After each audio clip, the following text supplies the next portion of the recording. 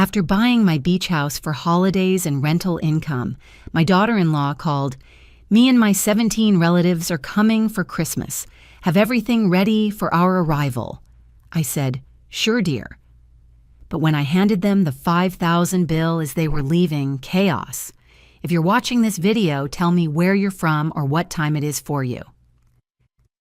If I fail today, I'll lose at least $5,000 and, worse, the self-respect it took a lifetime to earn. My phone rings while I'm admiring the quiet shine of my brand new kitchen, the quartz counters, the sea breeze blue backsplash that matches the morning water.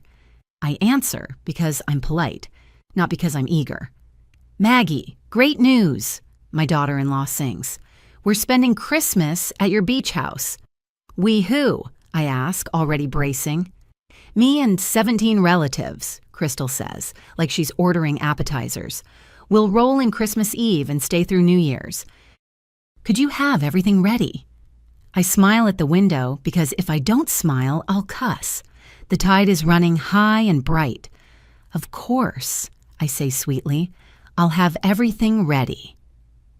The butter-warm voice ends the call. I keep the smile and sit, let it cool into a plan.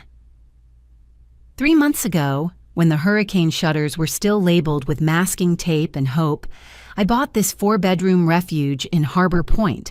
It's my winter sanctuary and my business. High-season rentals cover the taxes and then some. People pay real money for the privilege of opening the deck door and hearing the Atlantic talk itself to sleep. Daniel, my only son, worried when I told him. That's his way.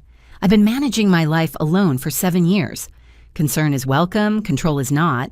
Crystal, in contrast, gushed. "So wonderful. We'll come visit sometime." Apparently, sometime now means the most expensive week of the year, and visit means they run my home like a free resort while I smile and produce cinnamon rolls. I call a number I've had on speed dial since I became the sort of woman who reads contracts over coffee. "Pat," I say when my accountant picks up, "hypothetically, what's the holiday week rate for a premium ocean view 4-bedroom? "Depends on head count," she says. "With that many people, count on $200 to $2,500 a week. More if you're including amenities." I thank her, do the math, and then I go shopping. A travel printer, a stack of professional invoice blanks, a little card reader that snaps onto my phone. If somebody wants to play hotel, then we'll do it by the book. 3 weeks later, the convoy arrives in a salt-scented clatter. 5 vehicles in my circular drive like they own the crescent of concrete and shells. Doors burst, voices carry, kids ricochet toward the sand without so much as a hello. I keep my voice honey smooth. "Welcome," I say, standing in my doorway like a very polite bouncer. Crystal emerges first in a white sundress you don't so much wear as ensure. Her parents, Hank and Sue, follow with matching expressions of expectation, the kind you see on people who believe buffets refill themselves by magic. Jenna, Crystal's sister, corrals 3 sandy comets in human form.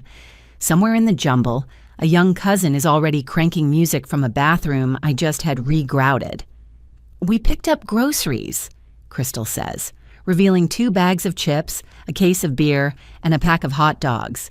"Just the basics. You'll want a supplement for real cooking." "Of course," I say. "Let me show you your rooms." I run the tour with the calm I reserve for tax appointments and orthodontists. "Ocean View Primary Suite," I tell Hank and Sue, opening the door to the room that usually houses my dreams. King bed, private bath with a tub you could baptize a buffalo in, deck access. Sue starts rearranging my dresser like it's her second home. Jenna gets the adjoining rooms with bunks. The teenagers immediately test the mattresses with the fervor of lab technicians. One of them finds the garbage disposal, feeds it shrimp shells, and buys me a plumber later.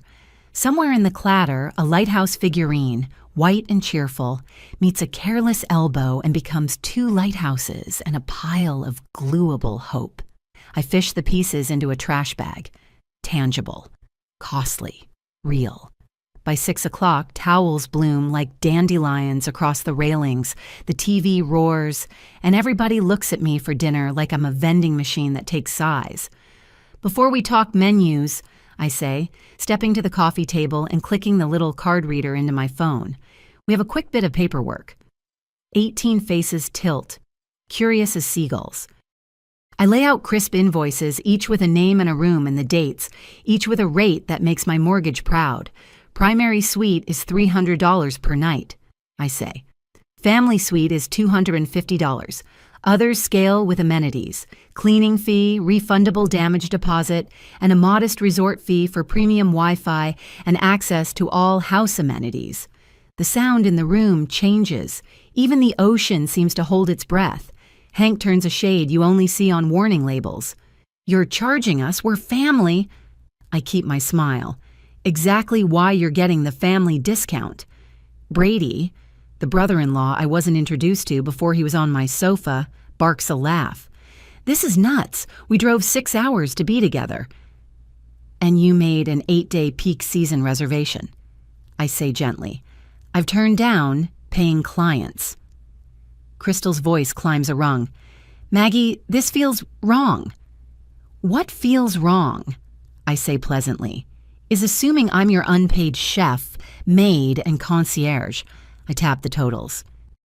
The package comes to $5 to $100 for the stay. Cash, card, or payment plan? I'm flexible. Sue's voice slices. We're leaving. She folds her arms like a drawbridge. That's an option, I agree.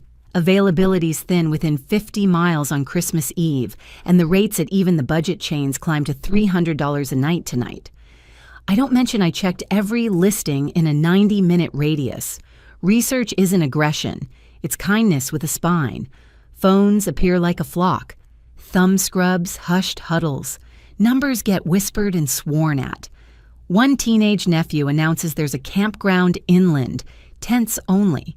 I picture Sue in a nylon dome listening to coyotes sing and suppress a cough that might be a laugh. Right then my phone buzzes. Maggie Brooks? A bright professional voice asks. Jen with Seabreeze Rentals. A corporate group just lost their coastal venue. 5 days, pays $3,500 up front. If you can host. I can feel the axis of the room tilt before I end the call. I look at the sea of faces, every one of them watching me like I've got Santa locked in a closet. Excuse me, I say. Business call. Hank senses the change and doubles down. We can't cover this and you know it. I know what the week is worth, I say. I set my phone on the table, screen down. I also know what happens when people push a woman to be small in her own home. We hover in the stillness after a thunderclap. Then a wallet appears, then another, green stacks that smell like damp fingers and gas stations. Hank peels off hundreds like he's paying a ransom. This destroys our relationship, he mutters, counting to 50 with deliberate fury. If our relationship depends on me swallowing disrespect, it's overdue for renovation, I say, slipping the bills into a lock bag and handing out door codes like check-in packets. Now, dinner. I'll waive the kitchen use fee for the holiday, provided you clean as you go, nothing stays in the sink overnight, and the disposal remains untouched until the plumber comes. Crystal blinks. There was going to be a kitchen use fee. There is, for non-family, I say. You insisted you were family. A flush creeps up her throat, the first true color on her face since she arrived. I may have deserved that. Kinetic beat spent. The sea rushes back in with its steady hush. People scatter to rooms, whispering war council style about pasta and sauce and whether children can, in fact, subsist on hot dogs and pretzels. I slip into my room, temporarily theirs, retrieve my toiletries and a stack of favorite paperbacks and resettle in the little office by the laundry. I plug the travel printer into the wall like a declaration and set out a neat tray. Pens, sticky notes, the card reader, the lists that keep my sanity from rusting. The next kinetic beat slaps the deck in the shape of Daniel's name, lighting my phone. I tap accept and hit speaker, because if we're going to do this, we're going to do it in daylight. Mom, he says, Crystal tells me you're charging them for Christmas. I'm running my business, I reply. She booked my property for 18 people the most expensive week of the year. Mom, it's family. It is, and your wife extended invitations without asking me or checking your budget. I keep my voice soft. Soft makes truth travel farther. Silence holds. You could set a glass of wine on it and not spill a drop. Crystal, is that true? He asks at last, and the quiet that follows has edges. She mumbles something. How much did this cost us? He says then, voice lower. Hank answers because he can't help himself. $5,000. There's a long exhale on Daniel's end. Mom, I'll call you back, he says finally, and the space in the room loosens as he leaves it. While they assemble dinner in my kitchen, boil, stir, scrape, complain, I step onto the deck with the folder I labeled 3 weeks ago, Holiday CM. Inside are rate comps I printed from 3 hotel sites and a page of my own notes. I planned for this. Planning doesn't make me hard. It makes me brave. A gull laughs. A child inside wails about someone else getting more meatballs. The fragrance of jarred basil hits the salt and makes a new weather system. We eat in shifts, on paper plates, over conversation that sounds like a soccer game called by nervous commentators. Sue demands housekeeping. Hotels include it, she says, eyes narrow. Hotels also charge more than I'm charging, I answer. Daily housekeeping is available as an add-on. I'll print the menu. Jenna surprises me by corralling kids into a dishwashing line, suds flying and giggles loosening the day. Brady takes out the trash without being asked. Crystal disappears for 10 minutes and returns with eyes rimmed red. No mascara theatrics, just a woman who has run face first into the wall, marked consequences. I talked to Daniel, she says, the words cautious as someone stepping onto black ice. I owe you an apology, Maggie. I wanted a big family Christmas and thought if I chose the place, everything else would just work. Hope is not a strategy, I say gently. Not for holidays and not for houses. She nods, a tiny painful movement, and I can see a person forming where a princess used to be. There's learning you do with your head and learning stamped into your muscles. Tonight she's getting the second kind. When the house has quieted to the creak of pine and the click of a cooling oven, my phone buzzes again. It's Jen at Seabreeze, nudging her corporate offer. Do you want the booking? She asks, cheerful but brisk. I can dispatch the cleaner at dawn. Here's the reversal, right on schedule, bright as the moon rising over the waterline. I could take the $30,500, put a bow on the night, and sleep in my own bed. I picture the convoy rerouted to that campground, the aunt in silk pajamas swatting at moths, the grandpa inventing new swear words as tent poles refuse to cooperate. I imagine the kids small and sugared and confused. Not this time, I tell Jen. Hold me for New Year's if you can. Tonight I'm teaching a class. Copy that, she says. Merry Christmas, Ms. Brooks. I hang up and open the sliding door. Heat spills out, domestic and messy. Everyone, I call, and surprised faces turn. The ocean hush comes with me like a second audience. House meeting, 10 minutes, living room. They gather, resentful, wary, curious. I stand with my back to the tree I bought 2 weeks ago for myself, a 12-foot Fraser that would have been ridiculous for one person and is perfect for 18. Here's how we're going to do this, I say. We're not going to fix last-minute assumptions with more assumptions. We're going to run a family Christmas like a real operation. Roles, I say, and point. Jenna, kids captain, activities, naps, quiet hours. Brady, food procurement and prep lead. You and I will build a list tonight. We shop at 7 a.m. Hank and Sue. Sleeping arrangements that make sense, with at least one quiet room designated for meltdown recovery. Crystal, call Daniel back and ask him to join us. You and I will go over a real plan for the week. I'll handle the house and the calendar. Everyone cleans as they go. If you break it, you tell me. If you borrow it, you return it. If you dirty it, you clean it. Hank opens his mouth to object, then shuts it. The authority of a woman who knows her own kitchen is a beautiful, immovable thing. I pass around a laminated card with kitchen rules, in bold at the top because some lessons deserve plastic. There is no mystery, I say. There's only work distributed fairly. We move furniture together, more laughter than mutiny now, to make room for the tree. Kids hang the low ornaments. Sue directs the high ones with imperial precision that somehow feels useful tonight. The cracked lighthouse from earlier is replaced by a plain glass ball. It reflects us all, imperfect, gathered, trying. By the time the last strand of lights warms to a steady glow, the house has changed temperature. Even the air in my lungs feels different, lighter, like I moved a piece of furniture inside I forgot I could move. Crystal stands near me, arms wrapped around herself against a draft that doesn't exist. "Thank you," she says, "for not kicking us out, and for not letting us get away with it either." "Both things can be love," I answer. Daniel arrives near midnight, road-tired and sober in a way I haven't seen since his father died. He hugs me long. "I'm sorry," he says into my shoulder, "and because I'm a mother, I absorb it and don't leak it back." He crosses to his wife, and I watch the two of them talk like grown-ups who intend to stay married. It's good theater, quiet, respectful, rough around the edges like real bread. People peel off to their rooms. I gather the last of the paper plates, the stray ribbon, the expectations I'm done carrying. In the office, I tuck the lock bag into the safe and set the little printer to sleep. The ocean keeps its steady, million-year rhythm.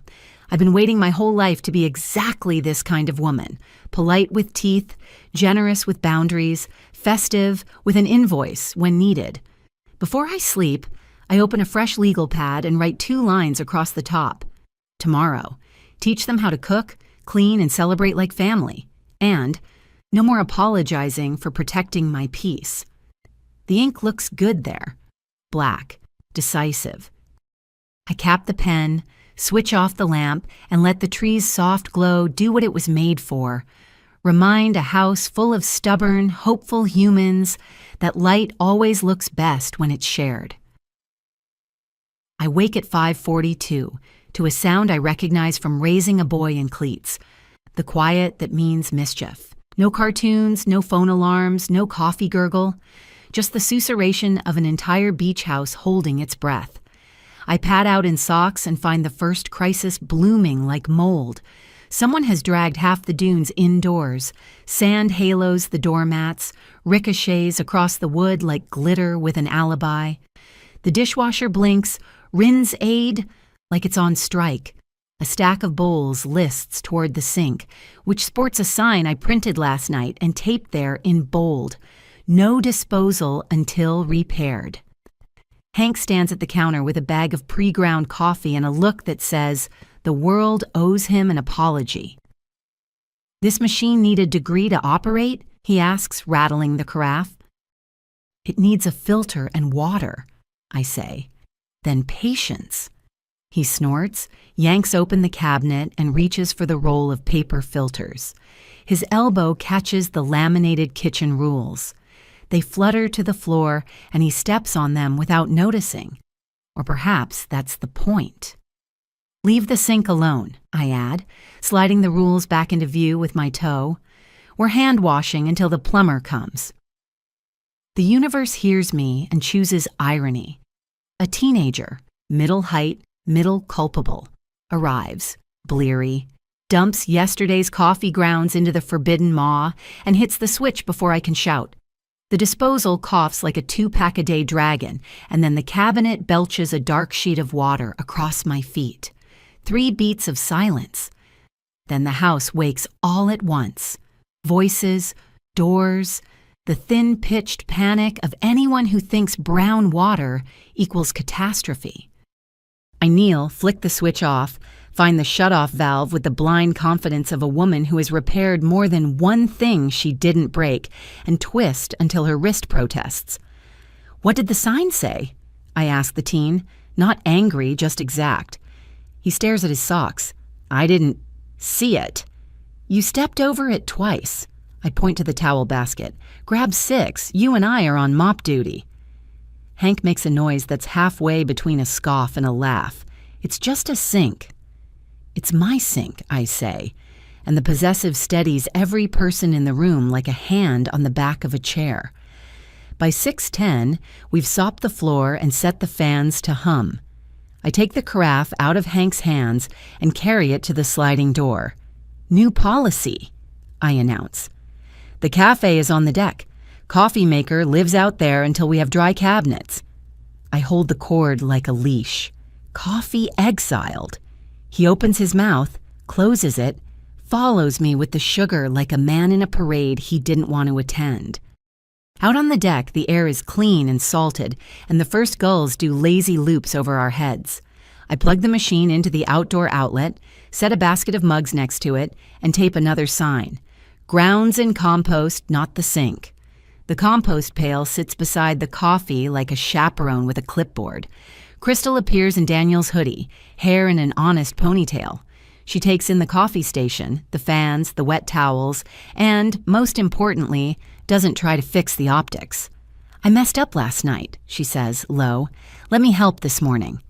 We're going to the store, I say, at 7 when it opens. You and Brady are with me. Jenna, you're with the kids. Hank and Sue, you're on bedrooms. Beds made. Bags off floors. Sand outside only. The teenagers can pick dish duty with Brady or beach sweep with Jenna. Sue lifts a brow. Beach sweep? Buckets, gloves. A contest for most interesting shell and most litter collected, I say. Prizes after lunch. For what? A child asks, appearing like a sentence fragment, face already powdered in sugar he hasn't legally acquired. For earning the day you want, I say, and he considers that like it's a new animal. At 6:58, Brady pulls the SUV into the grocery lot between a landscaper's truck and a van full of dawn shift nurses. I hand out lists in triplicate, needs, nice to haves, and if it's on sale. We shop by head count and meals, I tell Crystal, pushing a cart. Breakfast for 18, lunch for 18, snacks within reason, dinners that scale. What scales? She asks. Sheet pans, roasts, big pastas, taco bars, anything that cooks while you exhale, I say. You're not auditioning for television, you're feeding mammals. We move like we know what we're doing, even when we don't. Brady takes produce and proteins like a man on a mission. I handle dry goods and the geometry of cereal boxes. Crystal draws the short straw that is condiments and special requests. My phone vibrates with texts. We're out of sunscreen. Can we get marshmallows? Hank wants decaf because real coffee makes his eye twitch. I text back, sunscreen, yes. Marshmallows if they're on sale. Hank gets water. At the meat counter, I do the math out loud so it sticks for later. 2 roast chickens feeds 10 with sides. We need 4 or we need 2 chickens and a ham. Far cheaper per person than steaks. Steaks are for small groups and anniversaries. Crystal nods like she's learning a language, and the phrases suddenly click. In the dairy aisle, she reaches for 4 pounds of butter with a hopeful gasp. For cookies, she says, I want the smell. I put 2 in the cart and nudge her hand toward margarine for everyday eggs. We'll get the smell, I say. We'll also get through the week without a second mortgage. At checkout, I split the haul into envelopes. Breakfast, lunch, dinner, snacks, household. I tuck the receipts behind each stack of bills. Brady watches with a grin that's half respect, half disbelief. You run this like a site foreman, he says. I run it like a woman who's tired of being surprised by the predictable, I answer. We've known Christmas was coming since last Christmas. Back home, the house looks awake rather than under siege. Beach towels hang in obedient rows from the porch hooks. The kids' shoes line up like small boats. Someone, Jenna by the handwriting, has taped an index card to the fridge. Quiet hours 1-3, naps. Sue has made the beds military tight and left a mint on each pillow from a stash I didn't know she carried. We meet in the kitchen, like a small council. Assignments, I say.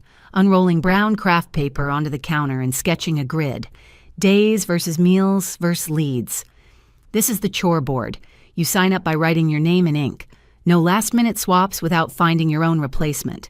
If your square says prep, you do the chopping and measuring. If it says lead, you run the meal. Crystal hovers over the paper like it's a test, and she's afraid to smudge the answers. "Can I take Christmas dinner?" she asks, voice cautious, eyes bright with something that's not fantasy this time but will. "You can," I say, "on one condition." She flinches and then firms. "What?" "You let me be your sous chef today while we build the plan," I say. "Lists, par amounts, a timeline that honors naps and sunsets." She exhales, something unclenching in her shoulders. "Deal." It's almost peaceful until the sabotage. It's small, the kind that pretends to be an accident. I find my laminated kitchen rules in the recycle bin under a glossy brochure for fishing charters. The tape marks along the top edge are torn, not peeled. The coffee compost pail sits just inside the door, lid off as if daring someone to trip. I fish the rules out with 2 fingers, rinse them, and dry them with a dish towel. I don't accuse anyone. I don't need to. I slide the lamination back onto the cabinet with new tape that could hold a roof. Then, because power doesn't have to shout to be heard, I print a new page. Consequences. If you break a rule, 1, you clean it. 2, you take the next meal's least fun job. 3, you deliver a sincere apology to whoever covered for you. I dot the I in apology, like I mean it. Hank wanders in, sees the page, and scoffs. "We grown-ups now?" "We are," I agree.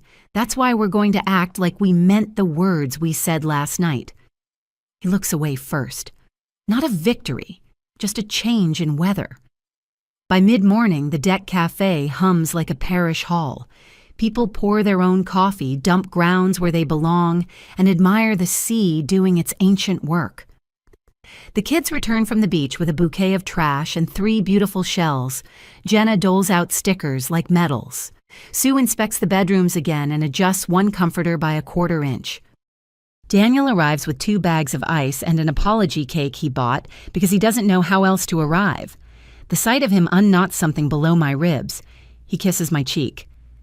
"Coach," he says into my hair. "Muscle," I say back. "Good. I need you." He laughs, sobers. "I spoke to Hank this morning." He slides a glance toward the man in question, who is studying the weather like it insulted his ancestors. "We're aligned." Aligned is a big word for a man who once refused to try yoga because the mat looked too smug. But I take it.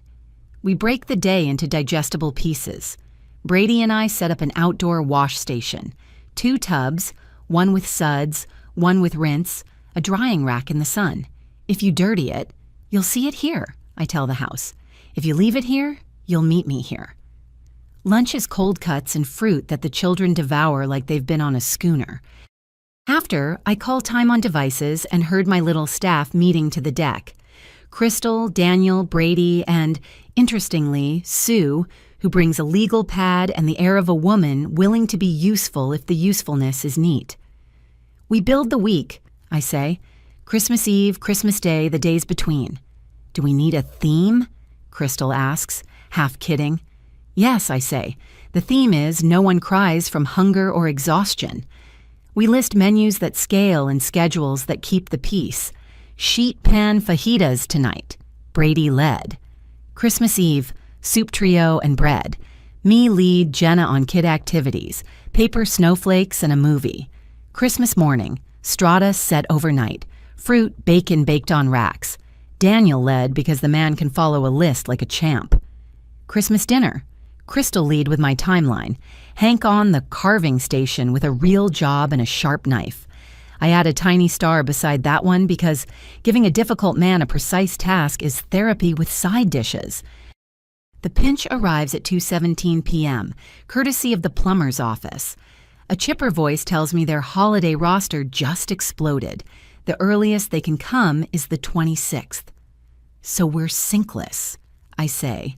already scanning the kitchen with my mind, subtracting the crutch we've all leaned on since we learned to boil water. "For 4 days," the voice chirps. "Happy holy—" I end the call kindly and turn to my crew. "We just became a camp," I declare. "Outside wash station is now gospel. Paper plates for high-traffic meals. Real plates for dinners only. Compost and trash out twice daily. No cutting boards in the sink. Ever." Brady nods, already hauling the trash schedule forward with both hands.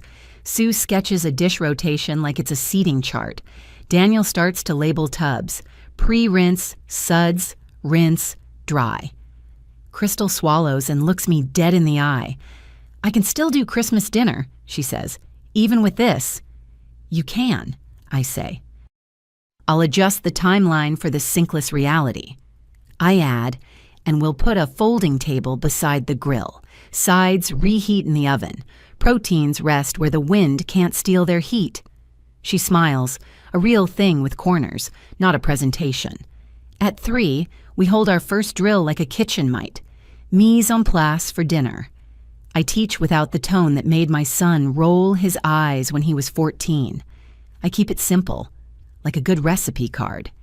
Sharp knives save fingers. Salt early. Taste as you go. Clean while it cooks so you still like each other when you sit down. Hank sidles near me, watches me mince garlic with a rhythm that's been in my hands since my grandmother's kitchen. "I'll take trash tonight," he says, not quite meeting my eyes. "Thank you," I say. "There are extra bags in the hall closet. Bin goes out by 8 NSU." He grunts, but it lands like something truer than the words he's used all day. Dinner hits the table at 6:10, hot, plentiful, and not heroic. The kids choose peppers like their new candy. The adults eat with the voracity of people who finally sat down. Conversation shifts from complaint to story.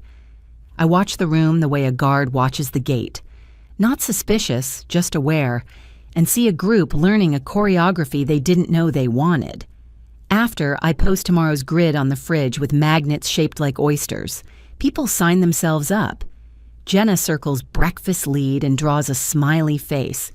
Brady adds ice run with a flourish. Daniel writes his name in block letters under strata. Crystal stands there a long moment, pen hovering, then prints KRYSTAL under Christmas dinner and adds prep days, me plus Maggie. When the house goes soft around the edges again, children heavy-eyed, tree breathing its slow glow, Crystal finds me on the deck cafe, now quiet except for the ocean doing its million-year job. "I used to think hosting meant fluffing pillows and lighting candles," she says, leaning on the rail. "I didn't know it meant math and trash and chore boards." "It means taking the weather as it is," I say, "and deciding together that we won't drown in it." She nods, cheeks pink from a soft, persistent wind. "I'm sorry I put you in a bad position." "You helped me step into a better one," I answer. "Now we're both learning." We stand a minute and let the dark turn velvet. Inside, someone laughs at a movie. A child somewhere mutters in sleep. The coffee maker ticks as it cools. A small, faithful metronome announcing that tomorrow we'll ask for more and we'll be ready. Pinch complete, lesson learned. Tomorrow is lists and logistics and the serious business of joy. At 7:02 a.m., we hold our first stand-up on the deck cafe, mugs in hand, toes cold, ocean steady. I tape a strip of craft paper to the sliding door and draw 3 columns with a fat marker. To do, doing, done. "This is our wall," I say. "If it lives here, it lives in reality." Brady grins. "A Kanban Christmas?" "Exactly," I answer, already writing. Propane check, ice run, laundry rotation, kid crafts, cookie scent non-negotiable, dinner rehearsal. Crystal stands beside me, pen poised like a baton. "What about Christmas Day timeline?" "We'll build it and then we'll practice pieces today," I say. "We won't be surprised by the predictable." As if summoned, my phone buzzes with the HOA alert. Water main repair tomorrow 11 to 3. Pressure drop likely. Brief shut-off possible. I hold the screen up. The room groans in chorus. Great, I say, a constraint. Constraints make us smarter. I write water plan under to do and flick my wrist toward doing. We divide. Daniel and Brady haul the empty propane tank to the truck like a wounded soldier. Hank follows with the backup from the shed. Jenna organizes a kid brigade to fill clear pitchers for drinking and 2 big stock pots for cooking. Sue opens a clean notebook, writes waterlog across the top, and starts an inventory like she's been waiting her whole life to be in charge of something that stays put. Crystal and I take the fridge. We pull everything out and reset it like a tiny grocery. Proteins on the bottom, dairy together, produce by meal. I teach par levels. How much bacon for 18? How many eggs?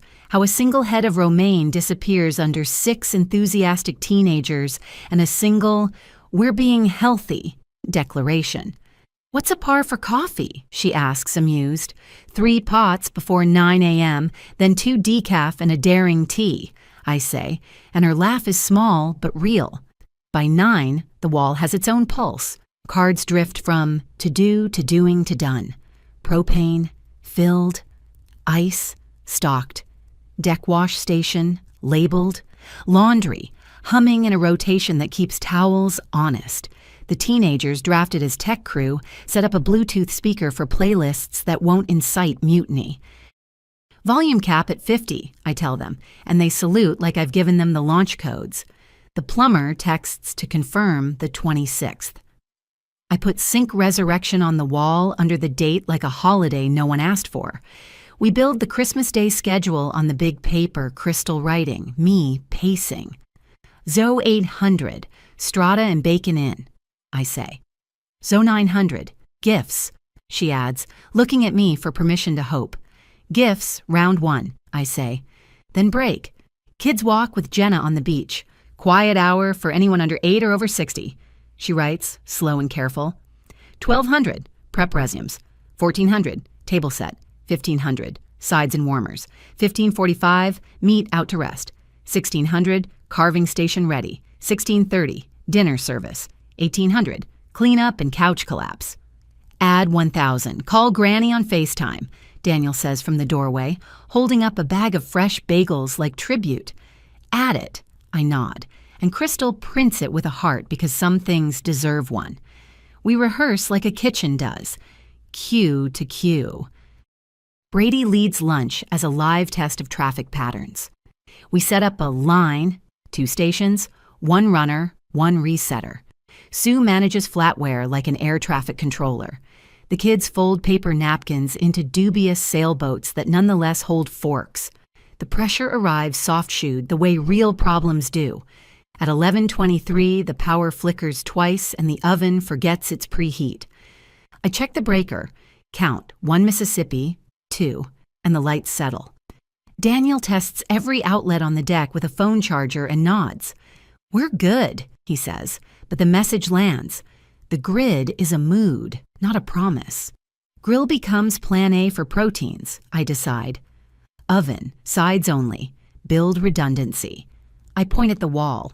A new card appears. Dry run, grill roast. Crystal's eyes widen. Roast? On the grill? It's just an oven with opinions, I say. We'll spatchcock 2 chickens and time them. You'll see. She squares her shoulders. Teach me the scissors trick. I do. On the cutting board, the backbone gives. The birds open like maps, the skin lies flat and eager for salt. We dry brine, we season. We talk about heat zones like weather. Brady cleans the grates like a man auditioning for a job he already holds. Hank hovers, curious in spite of himself. You'll carve, I tell him as I slide the birds onto the grill at 375. Practice tonight. He snorts, but pride tints the edges of his mouth. I can handle a knife. I know, I say. That's why it's your job. While the chickens cook, we stage Crystal's sides as if the clock were tapping its foot. She writes a prep list and I gently have it. Any side that's 90% chopping and 10% heat wins, I say. Roasted carrots, sautéed green beans, scalloped potatoes if they're prepped now in foil pans and heated low and slow. What about the salad we saw on that show? She ventures. We'll do a version that doesn't collapse under its own cleverness. I promise. Greens, something crunchy, something sweet, dressing made before the guests remember they're hungry. At 12:05, the HOA texts again. Wind advisory, Christmas Day. Gusts to 35. Secure outdoor items. I can feel the plan flex and hold. Move dinner inside, I say without drama. Deck is for prep. Dining room takes service. Kids eat at the kitchen island, grown-ups at the table. Add chair count to the list. Sue's pen is already moving. Tablecloths, ironed. In the hall closet, I say. No glitter. We're a sinkless nation until the 26th. After lunch, make your own sandwiches. Fruit, no heroics, everybody happy. We run the drill people resist until they do it. Clean up at speed. I set a timer for 10 minutes. Music up, I say. Ready? Go. Dishes to the tubs, wipe, dry, away, trash out, floors swept, counters cleared. The timer chirps and we all stare at the reset kitchen like it's a magic trick. This is how we like each other by bedtime, I say. Jenna ushers the kids out for the shell contest with clipboards and solemnity. Daniel and Brady start the outdoor heat lamp assembly I impulse bought last week and forgot to unbox. It unfolds like a tent that wants to help. Hank disappears and returns with a plumb line and a level from his truck. If we're doing it straight, he mutters, and Daniel's grin cracks open the weather on his face. At 2:10, Crystal and I build the Stage Manager's Book, a 3-ring binder with tabs, menu, timeline, stations, budget, contingencies. She prints in block letters, careful, a woman building muscle she means to keep. Budget, she says, swallowing. We still okay? I show her the envelope stacks, thinner but on track. We're under on snacks because Brady talked the deli guy into a discount, I say. Over on propane because we bought a spare tank. It balances. She exhales. I've never seen money handled like this. Not scary, just visible. Visible is kind, I say. Ah, to future you. At 3 hour, the grilled chickens hit 160 at the breast, 175 at the thigh. Perfect, juicy, skin blistered like it's studied.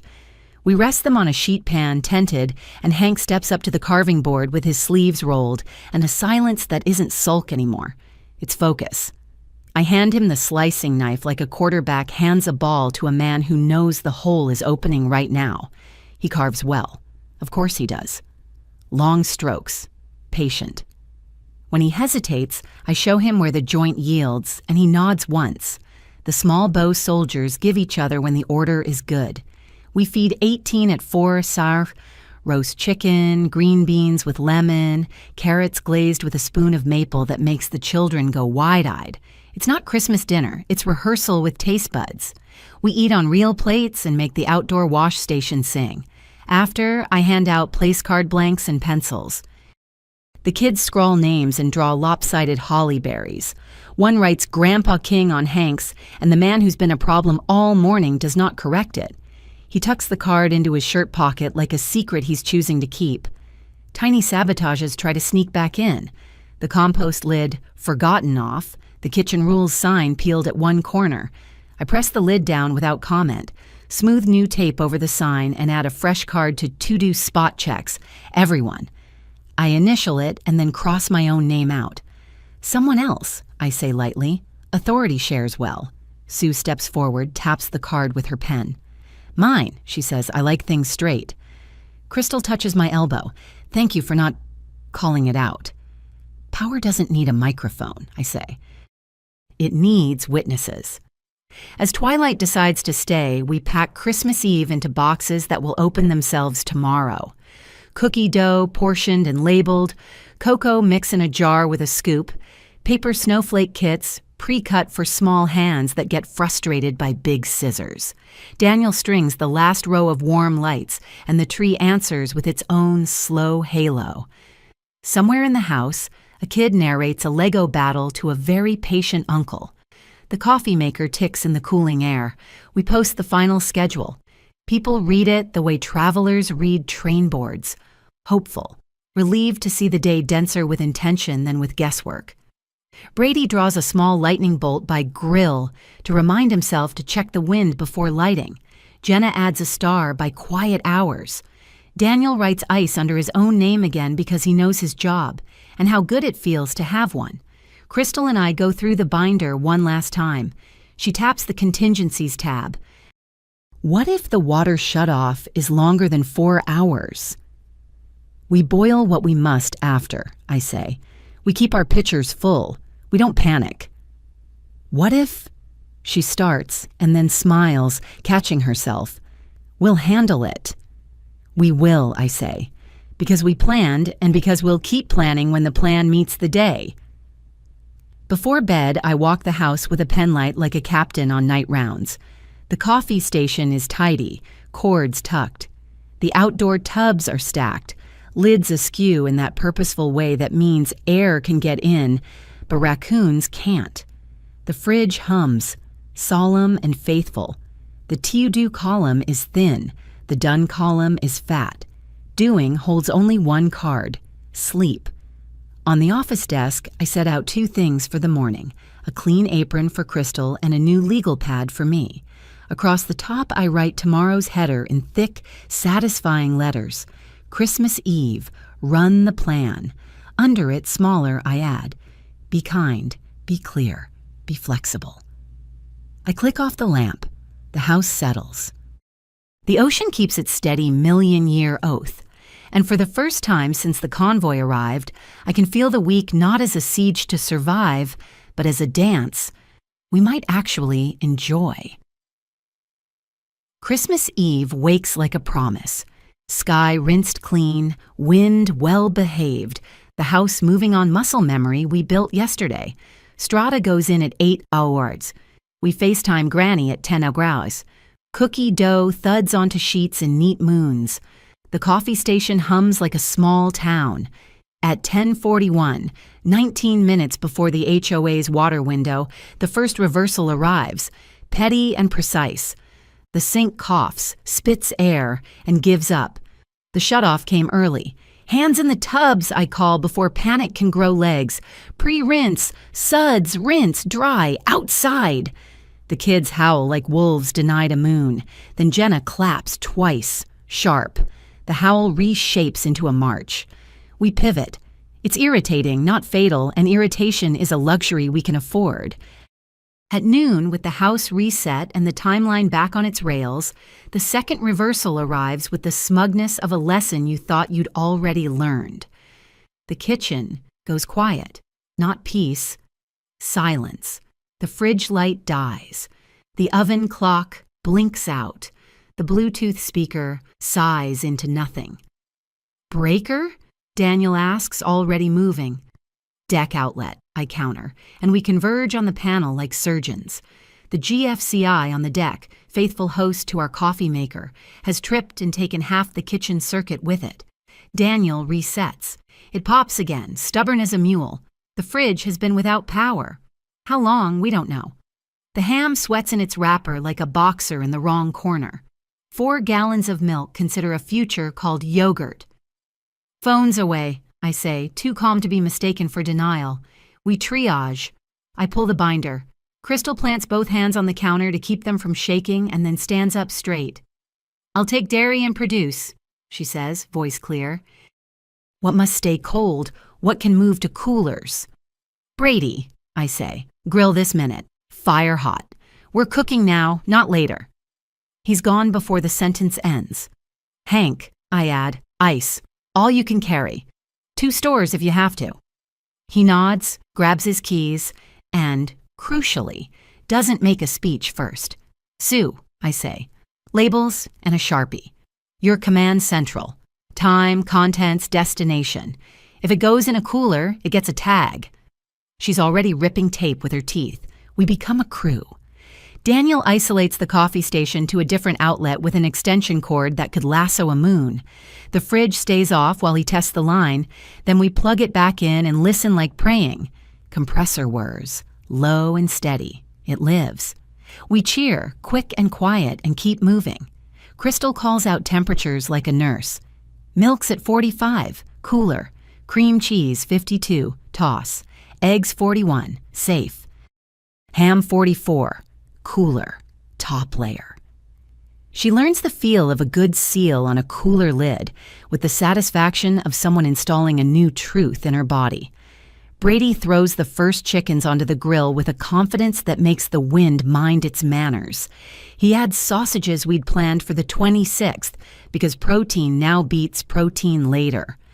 The smell rides the deck and threads the house with steadiness. Hank returns like a blunt instrument bearing salvation.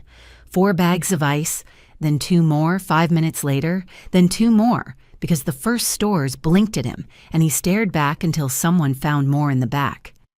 He sets the last bag on the counter beside Sue's label line and looks at me, face open. "I'm sorry," he says, unadorned, the words new in his mouth. "For the grief, for yesterday, for assuming." It is the right apology, and it lands. "Thank you," I say. "You're exactly on time." We lose some things. The fancy cheese becomes a cautionary tale. 1 quart of milk goes to a fast bowl of pudding the children devour like pirates. We win more than we lose. The ham nestles in ice. The chickens crisp like they always meant to be grilled. The fridge holds steady at 37, repentant. At 2:06, the power returns to theatrics, a sputter, a blink, and then, mercifully, holds. We've already decided to treat electricity like a gift, not a right. The plan flexes. Dinner moves an hour earlier. The cookie scent we promised appears. 2 trays only, rationed, like perfume.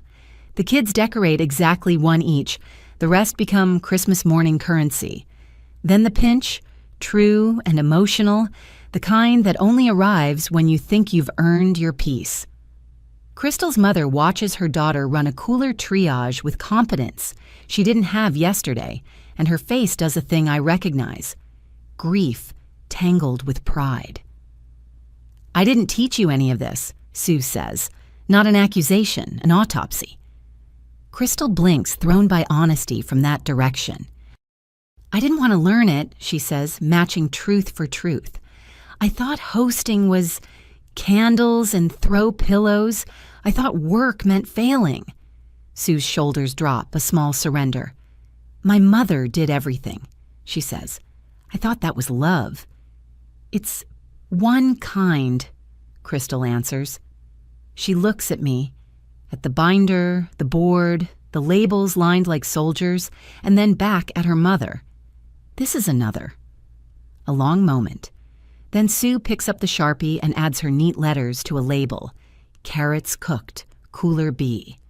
"Show me the sides again," she says to Crystal, "the ones that don't collapse under their own cleverness." We run the rest of the afternoon like a restaurant and a truce. Daniel fixes the GFCI with a new outlet from the hardware store and the stubborn patience of a man determined to give his family a quiet evening. Hank mans the trash like a priest at the rail. Jenna shepherds tired children through quiet hour with a movie and an authority that would make a kindergarten jealous. Brady flips chickens and keeps an eye on the wind. I move room to room like a conductor who also plays 3 instruments. At 4:30, a final little sabotage tries to stir the pot. The kitchen rules sign is peeled halfway down again, tape dangling like a challenge. I smooth it back with fresh strips and place the consequences sheet beside it. Then I call a 5-minute meeting, not because I need to scold, but because culture needs rehearsal too. "In this house," I say, holding the sign up so it can see us as much as we see it, "signs aren't decorations, they're agreements. If you don't like a rule, you bring it to the meeting. You don't peel it off the wall." 3 teenagers and 1 adult look at the floor with guilty interest. I don't fish for names. I don't need to. "Tonight's consequence," I add, gentle, "is wiping the baseboards after dinner. Not punishment, repair. Brady, saint of timing, grins. We've got extra rags, he says, and a playlist called Repentance with Rhythm. The room laughs, the tension bursts like a soap bubble, and we get back to work. Dusk folds in, the tree warms to its slow blaze. The wind keeps its promise to behave. We serve our Christmas Eve plan at 6 aib croissants sharp. 3 soups, tomato, chicken noodle, and a potato leek that tastes like it knows a farm, plus bread, plus a salad that refuses to collapse. The kids sip cocoa like they're holding tiny fireplaces. Hank carves a practice breast of chicken because the man loves a stage, and now the stage loves him back. Crystal moves around the room with her binder under her arm like a general who discovered kindness as a tactic and intends to use it. After, the baseboard crew does its penance with good humor and too much pride. The house smells faintly of lemon and absolution. We tuck the children into a Christmas Eve that feels earned rather than staged. The adults drift to the deck cafe and hold mugs in both hands against a chill the weather app didn't predict. Daniel leans on the rail next to me, shoulder to shoulder. I haven't said it right, he starts. You don't have to, I say. But he keeps going because he is not 14 anymore, and neither am I. I married a woman I love and stood there while she volunteered your house and your labor, he says. I'm sorry, Mom, for participating by not objecting. It's easier to ask forgiveness than permission, I say wryly, except it isn't. No, he agrees. It isn't. He glances back through the glass where Crystal and her mother are measuring foil in peace. She's learning fast. So are you, I say. He bumps my shoulder with his. Coach? Muscle, I answer, and we stand there like two people who know their jobs and how to share them. At 9 Akoim, after stockings are hung with the solemnity usually reserved for treaties, Crystal finds me in the office. She holds the binder like a child holds a book at bedtime. There is no mascara drama tonight, only a woman who has scorched her illusions and is left with something better. I was trying to build Christmas I could photograph, she says, sitting without waiting to be asked. But the camera was the loneliest person in the room. I have a box of Polaroids somewhere, I say, smiling. Chopped off heads, red eyes, burnt rolls, bad pictures of good moments. She laughs, then sobers. I'm sorry, Maggie, for deciding what you'd do with your house and your week and your heart, for assuming generosity meant invisibility. The apology is the right size and shape. Thank you, I say. We're good. I don't know how to pay you back, she says. Pay me forward, I answer. Write the plan next year. Teach someone who thinks candles equal hospitality that lists are love. She nods, and then, because the day has one last gift, she says, I'd like you to lead Grace tomorrow. If that's okay. It is. It is more than okay. I swallow against the sudden pressure beneath my ribs. I'd be honored. We do a last sweep of the house together. Lights off, doors checked, coolers topped with a handful of new ice. In the kitchen, she pauses, hand on the taped-up signs. I kept peeling rules my whole life, she says. Not to me, not entirely. And then I wondered why everything slid. Tape's cheap, I say. Try again. She presses the edge down with her thumb, like a promise. By midnight, the house is a quiet engine idling for tomorrow. The doing column holds just one card again, sleep. I set out the ham's glaze ingredients like talismans, sharpen the carving knife because ritual matters, and open a fresh page on my legal pad. Christmas Day. What matters? No one cries from hunger or exhaustion. Apologies stay short, gratitude runs long. We eat hot food, tell true stories, take turns. I add a last line, not a rule, but a wish I can enforce if needed. We celebrate the work as much as the moment. The ocean keeps its oath. The wind huffs and then remembers its manners. Somewhere in the house, a child laughs in sleep. I switch off the lamp and let the tree keep watch. Breaking point passed. Breakthrough banked. Tomorrow we do the thing. Christmas morning keeps its side of the bargain. The strata puffs, the bacon crisps in neat lines. The coffee station purrs like a cat we've won over by feeding and not chasing. We open stockings slow, one at a time, so the day doesn't sprint past us in paper. Daniel runs the schedule like a foreman reading a poem, firm with the beats, soft with the pauses. At 10:20, Granny's face blooms from the tablet, pixelated and perfect. The kids shout, she cries, I don't, which is progress or practice, I can't decide. Before noon, the house takes its quiet hour like medicine. Hands off screens, feet off furniture, voices off loud. The binder sits on the counter like a spell book that only works if you read it out loud. Crystal flips to timeline, lips moving, shoulders square. The ham emerges at noon for its slow room temp rest.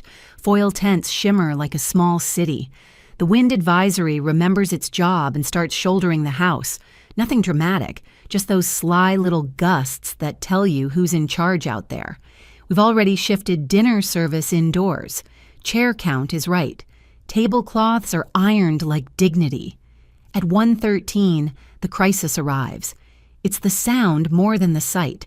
The crack like thunder breaking a plate. A teenager barrels in from the deck too fast, wind behind him like a pushy uncle, and the sliding door catches the gust, jumps the track, and kisses the edge of the frame wrong. Tempered glass does what tempered glass does, shatters into 100,000 safe, malicious pebbles. The door doesn't fall, it releases. The ocean's breath surges into my kitchen in one cold, glittering exhale. Everyone freezes. Then training kicks in. Shoes on, Jenna barks at the kids, voice sharp enough to cut air. Back to the hall, eyes up. Brooms, dustpans, towels, I say, already moving. Nobody runs, nobody touches. Daniel shepherds the barefooted herd to the hallway like he was born to it. Brady kills the deck outlet at the breaker because glass plus cords equals a story you tell at a hospital. Crystal grabs the dog. If we had one, we don't. But she checks anyway because she's the kind of woman who would. I kneel in the wreckage and hear it before I feel it. That almost inaudible crunch when a shard finds skin. Not mine, Hank's. He stepped in to brace the frame and took one pebble on the arch. A dark comma swells. He looks up, waiting to be scolded like a teenager caught being decent. Sink's off limits, I say automatically. Bathroom, Daniel, grab the first aid kit. I've got it, Hank grunts, but he sits when I point, which is the only measure of maturity that matters. He knows when to take direction. The wind keeps trying to move into my kitchen like a rude guest. The door frame gapes its cold, jagged mouth. I call the one glass company that answers on Christmas Day and get a sunny professional who says they can perform emergency board up for a holiday call-out fee of $450. Plus materials, plus labor at time and a half. Replacement glass next week for $1,200 and change. Budget shock lands like a wave that knows your name. I have the family's rent in a lock bag. I have envelopes thinned by groceries and propane and one humble legal pad. I'm not bleeding, but the house is. Book it, Crystal whispers, eyes wide. The reflex of someone raised by the idea that money fixes mess. Hold, I say, and cover the mouth of the phone. We can do this for 20 in pride. Hank, bandaged and grim, hears that and stands like the problem owes him money. I've got sheet goods in the truck, he says. 2 sawhorses, driver, a handful of Tapcons. We'll make it tight. Brady grins. He's the kind of man who loves a hardware sentence. I'll fetch tools. Daniel looks at me, waiting for the call. This is the job I didn't know I ever wanted. The person who says what we do next and means it.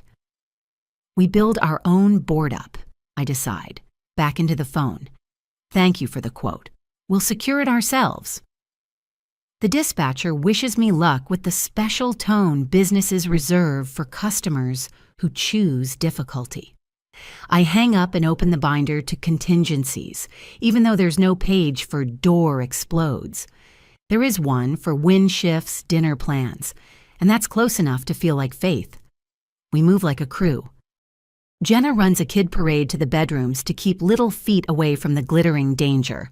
Sue becomes triage nurse with a broom and a steadiness I've underestimated all week, sweeping from the edges inward, slow, patient, like she's trying to persuade the glass to behave. Crystal holds the contractor trash bags open, tape ready. I fill them with a dustpan and the sort of satisfaction only a clean boundary delivers. Hank returns with plywood on his shoulder like a soldier out of central casting. Daniel measures the frame with a metal tape that sings when it snaps back. Brady marks the sheet with a carpenter's pencil and a line as straight as good intentions. Hank cuts with a circular saw that howls like victory. The wind keeps pushing. We keep answering, not today. The board fits on the second try, which is the same thing as a miracle around here. The tapcons bite. The frame steadies. We wrap the edges with weather strip foam Jenna found in the hall closet. I bought it in September without knowing why, which is my spiritual practice. The kitchen warms by a degree you can measure. It takes 40 minutes and saves me $450 I did not want to spend on the privilege of having strangers tell my house to hold itself together. The day exhales. The children tiptoe back like deer to the edge of a clearing, eyes big, bodies cautious. The teenager responsible hovers, gray-faced, waiting for his life to end. "It's a door," I say to him, gentle, "and now it's a story. You're on ice detail for the rest of the day and baseboards tomorrow." He nods, the sort of nod that uses your whole neck and a piece of your soul.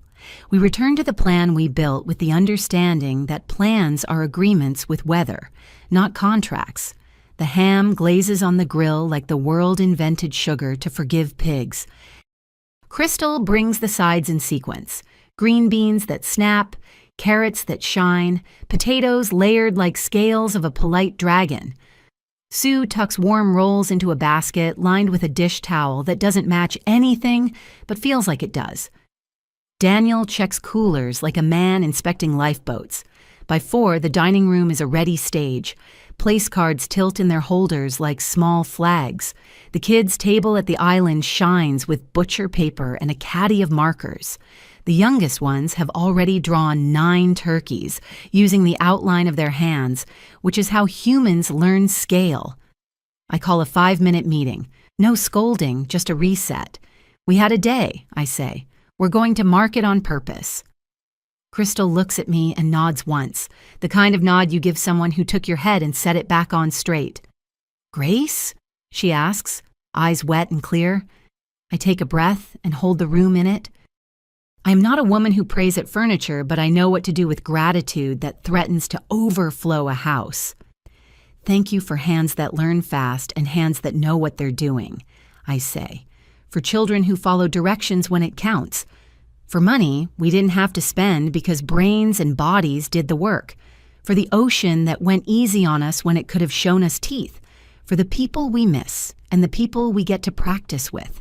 For the rule that says no one cries from hunger or exhaustion, and for the people who make that true." "Amen," Hank says, surprising himself. The kids, who don't know what else to say, copy him. It sounds like a small boat finding a dock. We serve at 4:30 because timing is an art, and today belongs to us. Hank takes his carving station like a man stepping onto a stage he respects now. He doesn't mug, he works. Long strokes, patient. He places the first slice on a platter with a reverence my grandmother would recognize. The room loosens. The storm chooses somewhere else to be. Dinner isn't perfect because perfect is a lie we tell our anxiety. The rolls are a shade darker than Instagram prefers. The salad decides to be enthusiastic about dressing. The ham gives up 2 stubborn seams. None of it matters. What matters is the rhythm. Plates down, plates up, seconds offered, water topped, jokes tossed, stories told. I eat my food hot at a table I helped set, with people who finally understand that the miracle isn't a tree. It's a plan shared equally. Halfway through, the budget shock circles back, but this time we meet it at the door. The teenager's father, Brady's brother-in-law, stands, clears his throat, and holds up an envelope I haven't seen before. We took up a collection among the cousins and sisters and folks who had cash, he says, pink with embarrassment that isn't muscular enough to stop him, for the door, and for everything you did so we didn't freeze. He sets it by my plate. Inside, a stack of 20s and a few 50s, edges soft from pockets. It won't buy a new slider. It will pay for the glass next week and a decent bottle of wine I'll open when the plumber resurrects my sink. Crystal meets my eyes, stiff with that particular tension generosity brings, the kind that fears offending even as it hopes to repair. Thank you, I say, lifting the envelope and then setting it back down because I don't need to hold it to honor it. We're square. And next year, many hands will make light work before it's heavy. Laughter, the relieved kind that feels earned. Someone tells a story about the Christmas the dog ate the gingerbread roof. Someone else tops my water without asking. And the kid who shattered the door, wiser by exactly 1 day, asks if he can serve dessert. We do gifts after we clear because we are not animals. The kids hand out badly wrapped mysteries that amaze on contact. The adults exchange small, warm things, a scarf, a book, a flashlight that clips to a hat like a miner who means it. Daniel gives me a heavy envelope with a gift card to the hardware store because the man knows romance. Crystal and Sue present a thin box tied with string. Inside, a set of recipe cards already filled in neat block letters. Sheet pan fajitas, grill roast chicken, potato leek soup, strata, carrots, maple, green beans, lemon. At the bottom, a blank one labeled, whatever we learn next year. Permission, Crystal says, voice steady. To write it down and not pretend it made itself. Permission granted, I say, and the look on her face shifts into something I've been hoping to see all week. Ownership without the part where you own other people. Cleanup is the kind of organized joy that makes you wish you'd been this person sooner. Music up, tubs labeled, rags distributed like party favors to the baseboard crew fulfilling last night's constructive penance. We hit a 10-minute timer and beat it by 30 seconds. The teenagers collapse in a heap of triumph. Sue checks the corners and nods to herself like the house passed an exam it wrote for itself. By 8, the kids are in pajamas that glow faintly under the tree's warm blaze. The adults drift to the deck cafe out of habit. Our plywood door doesn't let us see the ocean. It lets us hear it better. The sound is old and now it's ours again. Hank stands beside me, hat in his hands. He's not a hat man, which means he couldn't figure out what else to do with them. I've been a pill, he says, like reporting the weather. You've been a man learning in public, I answer. That's harder. He nods once. I thought paying meant owning. You taught me that paying means participating. I think we all taught each other, I say. He looks away at the plywood, at the screws set in their straight, calm line. I can come down next week for the glass if you want, he offers. Make sure the guys don't cheap out on the sealant. I'd like that, I say, and I mean it. Relationship isn't an invoice, it's a punch list you both sign. Inside, Crystal stacks the binder on the counter, then ties a ribbon around it like a joke she figured out how to enjoy. Daniel leans on the doorframe, soft as a man who spent his energy exactly where he meant to. Jenna dozes upright with a child's head on her shoulder. Brady tidies the last of the hardware with the reverence men reserve for tools and grief. We end the night without speeches. The house says enough. Order without stiffness. Warmth without martyrdom. A temporary plywood slab where glass will be again. The choreboard's done column is comically fat. Doing is 3 cards. Ice, trash, sleep. I pull the last one down and point at the other 2. Delegated, Daniel says, pointing to himself and the boy who turned a door into a proverb. The kid salutes like a soldier and grins like a child who found the edge of himself and didn't fall off. In my office, I tuck the envelope from dinner into the safe because gratitude is a feeling and also a ledger. I slide the binder beside it, flip it open, and add one more tab with a blank sheet. Lessons learned. At the top, I print in pen that won't fade. We celebrate the work as much as the moment. We plan for wind and assume kindness. Tape is cheap. Try again. I close the book. The tree breathes in the living room, steady. The ocean keeps its million-year oath behind our neat rectangle of plywood, which beats like a temporary drum in the wind. For the first time in a long time, I am exactly the kind of tired that promises sleep and no dreams. Crisis survived, climax served hot. Tomorrow we pass the torch on purpose. Boxing Day arrives with a sky the color of clean linen and the sound of a service van in my drive. The plumber steps in like a man who's seen worse in better houses. He replaces the mangled disposal, tightens a gasket that was only pretending to work, and blesses the P-trap with a twist that feels like absolution. When water runs, we clap, not ironically, like a small crowd witnessing a minor miracle. Station retirement ceremony at 10, I announce. We carry the deck tubs to the hose spigot like pallbearers, rinse them out, stack them dry. The kids salute the coffee maker as it re-enters civilization. I tape a last note on the slider. Sink is back, but we remember who we were without it. Hank appears with a fresh bandage, boots, and purpose. Glass company can come Thursday, he reports. They'll set the new panel and run proper sealant. I'll meet 'em. You'll take my card, I say. I'll take my own, he answers, and holds my eyes until I understand it isn't theater. We broke it. We fix it.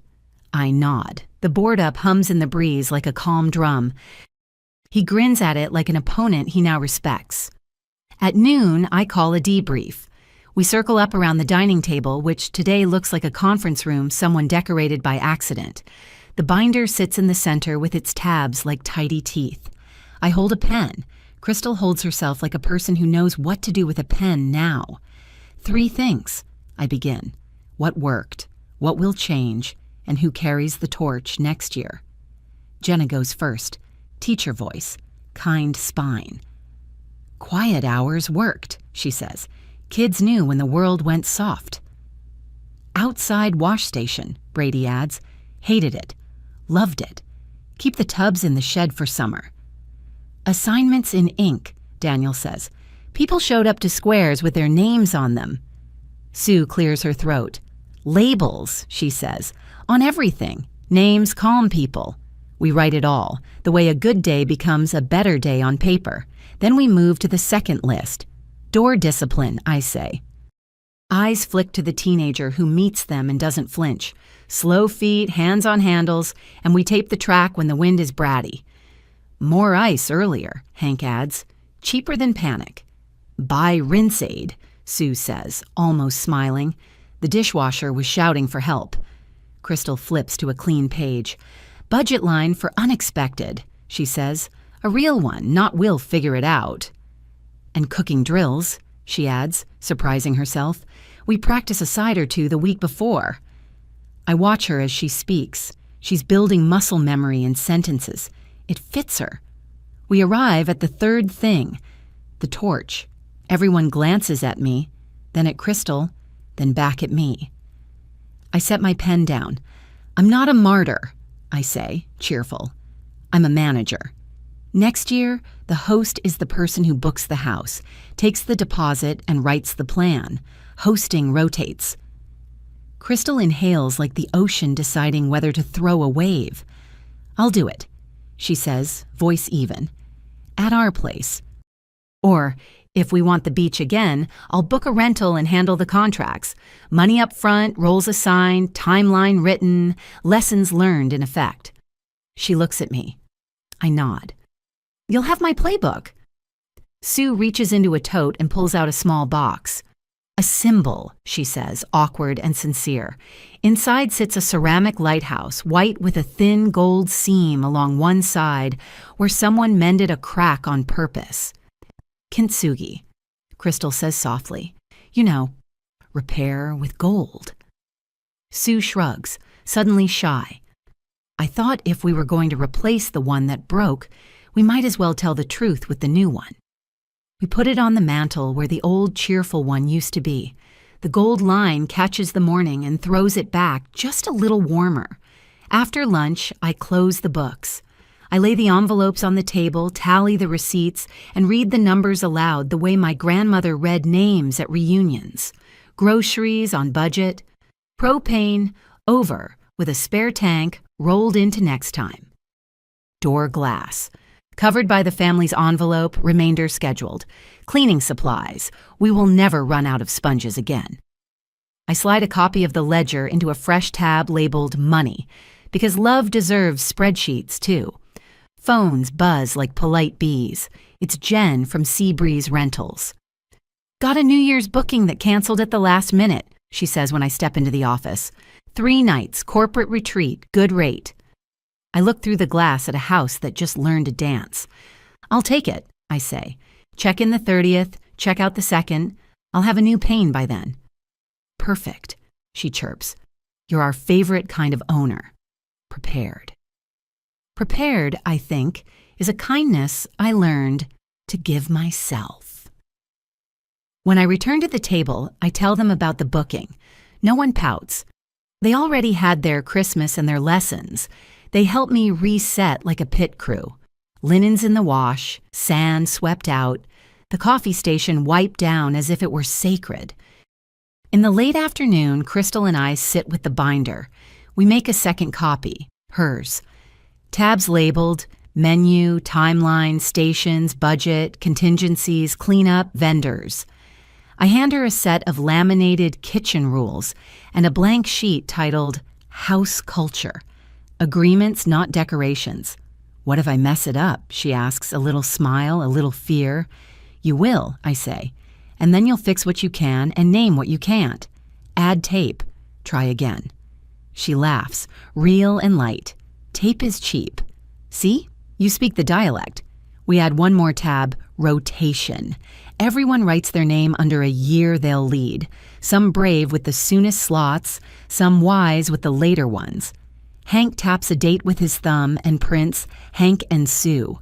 Support. He looks at me, then Crystal. I make a good quartermaster, he says. Don't hand me the party. Hand me the truck.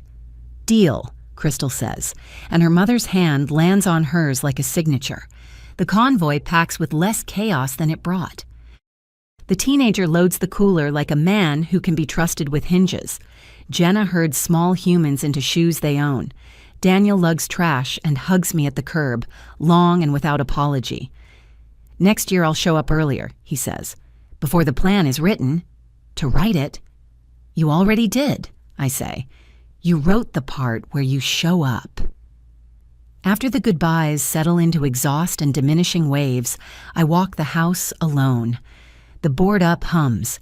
The tree's soft light has that tender, after-Christmas humility. I collect left-behind socks, rescue one forlorn stuffed dinosaur from the laundry room, and return him to a pillow like a valet who takes plushies seriously. In the office, I open my safe. I tuck the family's envelope beside the rent and the receipts and the recipe cards because gratitude is a feeling and a ledger. I slide the original binder in and leave the copy on the counter with a sticky note for Crystal. Take me. Change me. Use me. I sharpen the good carving knife and then wash it because rituals matter even when no ham is waiting. I set a fresh legal pad on the desk and write, New Year's, corporate, confirm glass install, 2. Stock coffee pods, paper, and pens. Print check-in packets. Keep the house kind. I add a quiet second header. Next Christmas, rotation set. Budget agreed before invites. Work shared at the speed of love. On my way back through the living room, I pause at the mantel and touch the new lighthouse's gold seam with a fingertip. It's smooth, warmer than it looks, honest about where it broke. Evening lays itself down. The ocean keeps its million-year oath behind the plywood, which will be glass again because we said it would and because we wrote it down. I brew one last cup at the Civil, indoor coffee station, and take it to the deck. Cold air, warm mug, a house at rest because we did the work. I'm exactly the kind of woman I meant to be. Festive with an invoice when needed, generous with boundaries, soft where it matters, steel where it counts. Tomorrow I'll host Strangers for Money with the same grace I used on Family for Love.